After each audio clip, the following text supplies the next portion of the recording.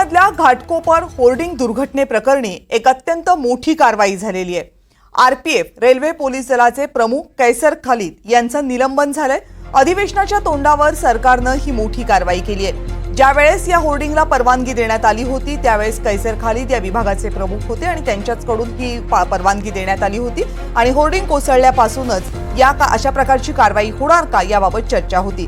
या सगळ्या संदर्भात आणखी माहिती जाणून घेऊयात माझे सहकारी रौनक कुकडे यांच्याकडून। रौनक, कविता, आपल्याला माहिती आहे की घाटकोपरमध्ये होर्डिंग प्रकरण झाल्यानंतर या संदर्भातली चौकशी SIT आणि दुसरं DGP कार्यालयाकडे देखील करण्यात येत होती। अनेक प्रकारचे रिपोर्ट्स, पेपर्स किंवा मीडियाच्या माध्यमातून समोर आल्यानंतर कैसर खालिद यांच्यावर हे आरोप जे आहेत ते मोठ्या प्रमाणावर होत होते आणि जो अहवाल सध्या DGP ऑफिसकडे सबमिट करण्यात आलेला आहे त्यामध्ये हे स्पष्ट असं दिसतं आहे की मुख्यतः ज्या परवानगी कैसर खालिद यांना पोलीस महासंचालक ऑफिसकडनं घेणं अपेक्षित होतं ते त्यांनी परवानगी त्यांनी घेतली नाही आणि डायरेक्ट अशा प्रकारची होर्डिंग्स लावण्यासंदर्भातली जी परमिशन आहे ते त्यांनी देण्यामध्ये त्यांनी घाई दाखवली आणि कुठे ना कुठेतरी हा अहवाल आता DGPकडे आल्यानंतर अशा स्वरूपाची कारवाई जी आहे ती करण्यात आलेली आहे। आणि मुख्यतः जसं तू उल्लेख केला की 27 तारखेपासून विधानसभेचं अधिवेशन सुरू होणार आहे आणि निश्चितपणे